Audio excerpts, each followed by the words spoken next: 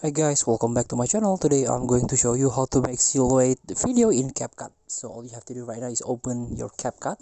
So you can do it on PC, but I prefer the mobile version right now.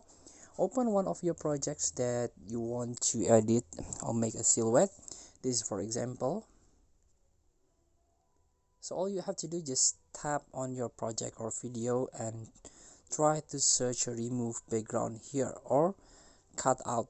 Here you can go with auto removal. As you can see, the background is removed. No more background.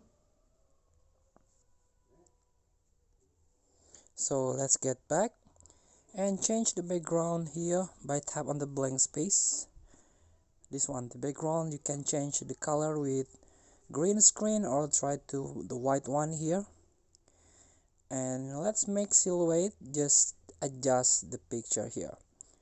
So you can try to adjust the saturation here, the brightness, try to lower the brightness or increase the brightness. Let's try the here, you can change, try to be darken, and then here the blacks feature, try to increase the black. Here looks like silhouette in here. So please feel to try. Thank you for watching. Don't forget to comment, like, and subscribe, and also click the button below. See you in the next video.